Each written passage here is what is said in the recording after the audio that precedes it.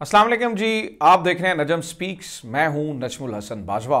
नाज़रीन कराम, सबसे पहले मैं वीडियो के शुरू में ही आपको ये बता दूं कि ये मेरा नया चैनल है। पुराना चैनल ख़त्म हो चुका है, उसके वापस आने के चांसेस कम है, लिहाजा मैं यहीं से वीडियोस बनाया करूंगा। लिहाजा आपसे ये गुजारिश है कि जैसा मोहब्बत, जैसा प्यार, जैसा आप मेरे साथ जो है वहाँ पर मेरे साथ मौजूद थे और मेरी वीडियोस को लाइक कर रहे थे और मेरे चैनल को जो है वो आपने बड़ा सपोर्ट किया हुआ था, इसी तरह से इस चैनल को भी सपोर्ट करें, इसको ज़रूर सब्सक्राइब करें ताकि आपको रोज़मर्रा की बुनियादों के ऊपर जो है वो कंटेंट हम मुहैया कर सकें और हम नई से नई वीडियोस जो है वो बना के आप तक चीज़ें पहुंचा सकें। आज की वीडियो बहुत इंपॉर्टेंट इस मानों में है कि नाज़रीन इकराम, इस आज की वीडियो में मैं आपको नई डेवलपमेंट्स के बारे में बताने जा रहा हूं। नाज़रीन इकराम, ईरान जो कि अमेरिका का एक ऐसा राइवल है या दुश्मन कह लें, जिससे यकीनी तौर पर वो एक ख़तरा तो है, बेशक अमेरिका को है या इसराइल को है, दोनों को देखें उससे ख़तरा है।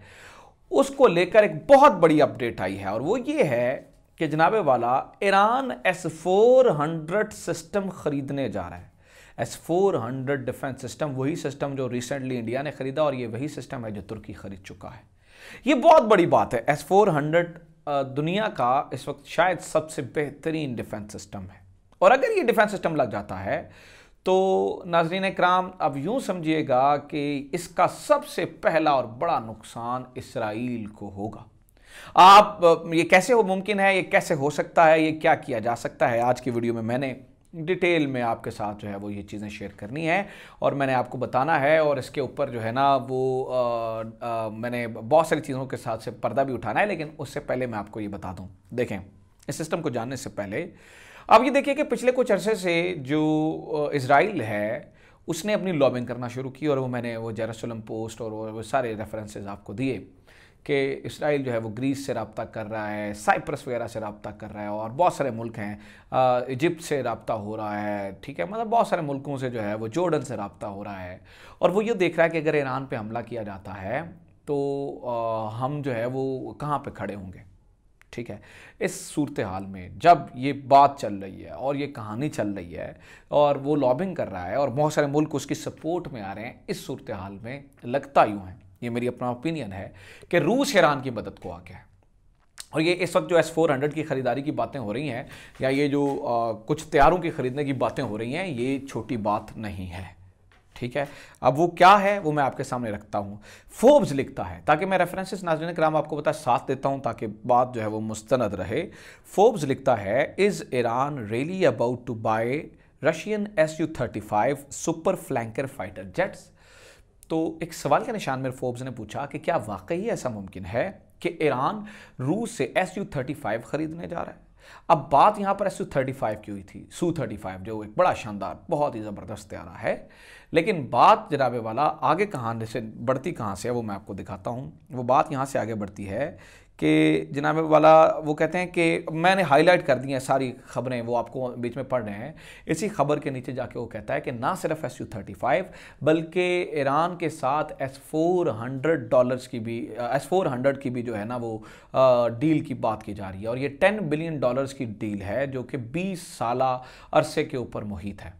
इतनी ज़बरदस्त डील और इससे यही लगता है कि शायद देखें ना, ईरान को अगर S-400 सिस्टम मिल जाता है तो सबसे पहला सवाल यह है कि उससे फ़र्क क्या पड़ेगा ना, मतलब क्या बड़ी बात होगी अगर ईरान के पास S-400 सिस्टम आ जाता है, बहुत बड़ा फ़र्क पड़ेगा। देखें इस वक्त अगर उस एयर डिफेंस सिस्टम को ईरान अपने बॉर्डर्स पर तैनात कर देता है और पर्टिकुलरली उसे अपने न्यूक्लियर साइट्स की हिफाजत के लिए लगा देता है तो फिर ये नामुमकिनात में से हो जाएगा इसराइली तैयारों के लिए आकर उन साइट्स के ऊपर हमला करना। ठीक है, और ये फोर्ब्स लिख रहा है, ये मेरी बात नहीं है कि वो इस पे बातचीत चल रही है। अब मिसाल के तौर पर देखें, मैंने पहले भी आपको बताया कि इसराइली तैयारियों के लिए ऑलरेडी बहुत मुश्किलात हैं कि वो यहाँ पर आके हमला करें, क्योंकि उनका सबसे बेहतरीन तैयारा मिसाल के तौर पर F-35 भी है। तो होगा क्या कि आपको 1000 नॉटिकल माइल्स का सफ़र तय करना पड़ता है फ़ज़ा से। अगर आप 1000 नॉटिकल माइल्स का सफ़र तय करके आते हैं तो आपके तैयारे के पास इतना फ्यूल बचता नहीं है कि वो वापस 1000 नॉटिकल माइल्स का सफ़र करके वापस जा सके। इसका मतलब है आपको रिफ्यूलर चाहिए और ऐसा मुमकिन है कि आप फ़ज़ा में अपने तैयारे का तेल जो है वो बदल सकते हैं। उसके लिए आपको पता है कि KC-46 तैयारों की डिमांड की थी इन्होंने अमेरिका से और अमेरिका ने खली वली करा दिया था। वो मतलब वो मैंने ख़बरें आप तक जो है वो शेयर की थी कि वो अमेरिका ने मना कर दिया और अमेरिका ने कहा नहीं जी हम फिल वक्त जो है वो नहीं दे सकते हैं। अब ऑलरेडी मुश्किलात थी और अगर इस पूरी सूरत हाल में S-400 लग जाता है तो S-400 नाज़रीन किराम जो इसराइल का आयरन डोम डिफेंस सिस्टम है उससे भी अच्छा है। अगर आयरन डोम को छेदना या आयरन डोम को डॉज करना इंतहाई मुश्किल काम है तो आप सोचें S-400 कितना मुश्किल जो है मुश्किलात इनके लिए पैदा कर देगा। वो नीचे जाके लिखा है उन्होंने कि $10 बिलियन की जो डील जो ईरान के साथ चल रही है फोर्ब्स की, और मैंने खबर बार बार साथ चला रहा हूं ताकि आपको अंदाजा रहे, अगर वो S-400 की ईरान बाय कर लेता है गो के इस पर थोड़ी मुश्किलात है। और वो कैसे मुश्किलात हैं, और ऐसा नहीं है कि जनाबे वाला ये कोई पहली दफ़ा इस तरह S-300 की ख़रीदारी की भी बात हुई थी। और आपको याद होना चाहिए कि जो रशिया किसी ज़माने में इतना असलहा सप्लाई करता था ईरान को कि 70 से 75% असलहा तो सिर्फ रशिया से ही आता था।